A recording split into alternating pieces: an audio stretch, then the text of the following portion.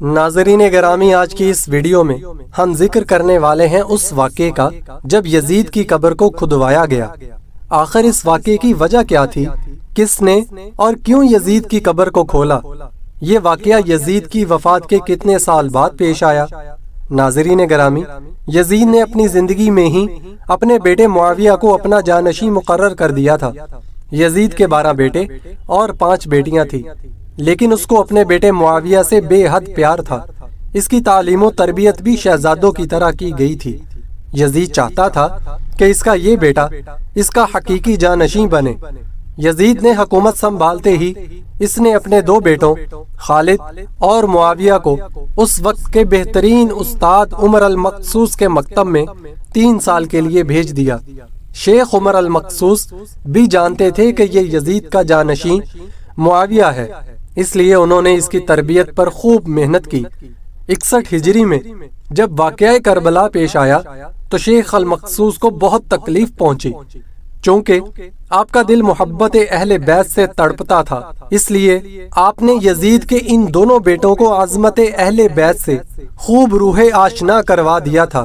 ایک طرف کربلا کا واقعہ پیش آیا اور جگہ جگہ یزید کے خلاف بغاوت اٹھنے لگی، تو وہیں دوسری طرف معاویہ جو یزید کا جانشین تھا، اس کی تربیت ایک سچے عاشق رسول کر رہے تھے۔ واقعہ کربلا کے تیسرے سال 683 عیسوی میں یزید عبرتناک موت سے دوچار ہوا تو معاویہ ابن یزید تخت نشین ہو گیا۔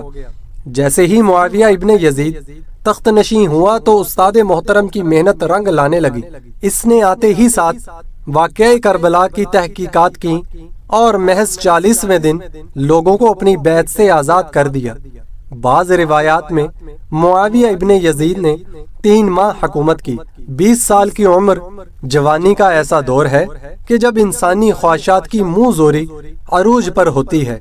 یزید کا جانشین ہونا اور پوری اسلامی مملکت پر حکمرانی کرنا اپنی تمام جائز و ناجائز خواہشات کو پورا کرنے کے لیے بہترین موقع تھا، لیکن معاویہ بن یزید نے تخت پر بیٹھتے ہی واقعہ کربلا کی تحقیقات کی اور حالات کا بہت باریک بینی سے جائزہ لیا۔ جب اس نے دیکھا کہ میرے باپ نے اسلام اور مسلمانوں کو کس قدر عظیم نقصان پہنچایا ہے، تو اس نے محسوس کیا کہ وہ ایک دوراہے پر کھڑا ہے کہ حکومت کی بھاگ دوڑ تھامے رہے اور ظلم و ستم، عیش و عشرت کا بازار گرم رکھے، یا تخت و تاج کو چھوڑ دے اور اپنے آپ کو ان ہولناک گناہوں اور ان کے دردناک عذاب سے دور رکھے۔ بلاخر اس نے فیصلہ کر ہی لیا۔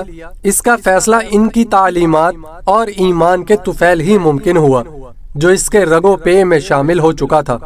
اس نے ایک عزم راسخ کے ساتھ حکومت کے عہدیداروں اور عوام کو مسجد میں جمع کیا اور پھر خود ممبر پر جا بیٹھا۔ اس نے اپنی تقریر میں سب سے پہلے خدا کی حمد اور اس کے بعد رسول اللہ صلی اللہ علیہ وسلم پر درود بھیجا، اور وہ یوں کہنے لگا: میرے باپ یزید کو جب حکومت ملی تو وہ اپنے اعمال اور بدکاری کی وجہ سے ہرگز اس کا اہل نہیں تھا، لیکن وہ بھی اس پر قابض رہا اور اس کا نفس اس سے بدترین کاموں کی ترغیب دیتا رہا۔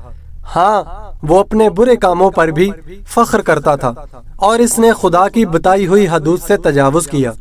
رسول اللہ صلی اللہ علیہ وسلم کی اولاد پر اس نے بدترین مظالم ڈھائے، لیکن اس کی حکومت کی مدت بہت ہی تھوڑی تھی اور بہت جلد اس کی شرمناک زندگی کا خاتمہ ہو گیا، اور آج وہ اپنے اعمال کے حساب کتاب میں الجھا ہوا ہوگا۔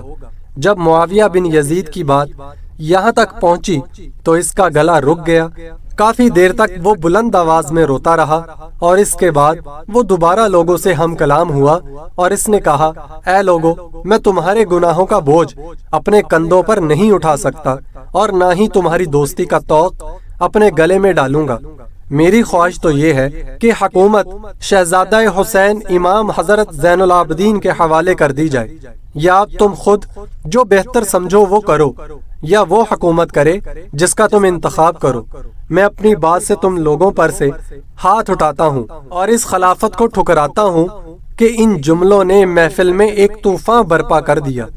پھر معاویہ بن یزید ممبر سے اتر آیا، اس کی ماں اور دیگر عزیز و اقارب آئے تو دیکھا کہ روئے جا رہا ہے، تو اس کی ماں نے کہا کاش تم حیض کا چیتڑا ہی ہوتے اور میں تمہاری خبر نہ سنتی۔ میں بھی یہی چاہتا ہوں، اگر میرے خدا نے مجھے معاف نہیں کیا تو میرے لیے برا ہو۔ اس کے بعد بنو امیہ نے اموی شہزادے مروان بن حکم کے ہاتھ پر بیعت کر لی اور اسے تخت پر بٹھا دیا۔ مروان نے اپنا دارالحکومت مستقل طور پر دمشق منتقل کر دیا۔ بنو امیہ نے شیخ عمر المقصوص کو زندہ درگور کر دیا کہ تم نے ایسی تربیت کیوں کی کہ معاویہ بن یزید نے بھرے دربار میں بنو امیہ کو رسوا کر دیا۔ چنانچہ اس کے چند دن کے بعد ہی معاویہ بن یزید کو زہر دے دیا گیا۔ 684 عیسوی سے 685 تک مروان بن حکم نے حکومت کی۔ پھر اس کی وفات کے بعد مروان کے بیٹے عبد المالک نے 685 سے 705 تک ایک طویل عرصہ حکومت کی۔ پھر 705 سے 715 تک عبد المالک کے بیٹے ولید نے حکومت کی۔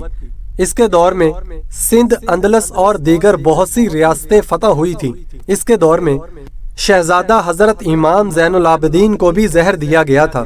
715 سے 717 تک ولید بن عبد المالک کے بھائی سلیمان بن عبد المالک نے حکومت کی اور 770 میں عمر بن عبد العزیز معجزانہ طور پر تخت نشین ہوئے، لیکن ان کو بھی زہر دے دیا گیا۔ 720 سے 724 تک ولید بن عبد المالک اور سلیمان بن عبد المالک کے بھائی یزید بن عبد المالک نے حکومت کی باغ دوڑ سنبھالے رکھی۔ اس کے بعد حشام بن عبد المالک، ولید بن یزید بن ولید، ابراہیم بن ولید، مروان بن محمد نے بالترتیب حکومت کی اور 750 عیسوی میں بنو امیہ کی حکومت کا تختہ بنو عباس نے الٹ دیا۔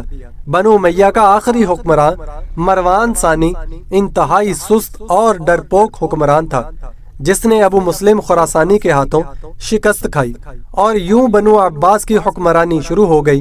تاریخ کی کتابوں میں درج ہے کہ ابو مسلم خراسانی نے بنو عباس کے ابو جعفر المنصور اور ان کے بھائی ابو العباس الصفا کو حکمرانی سونپ دی۔ اس طرح بنو عباس کے پہلے حکمران تھے۔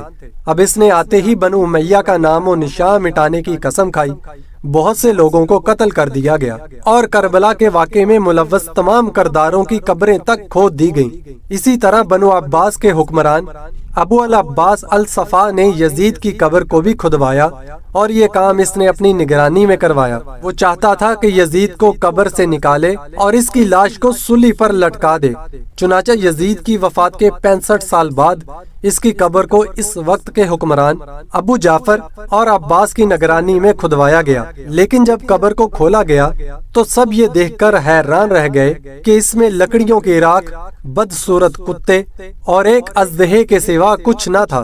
میری اللہ تعالیٰ سے دعا ہے کہ اللہ پاک ہمیں اور آپ کو رسول پاک صلی اللہ علیہ وسلم کے طریقے پر چلنے کی توفیق عطا فرمائے اور ان کی اولاد سے سچی پکی محبت رکھنے کی توفیق عطا فرمائے۔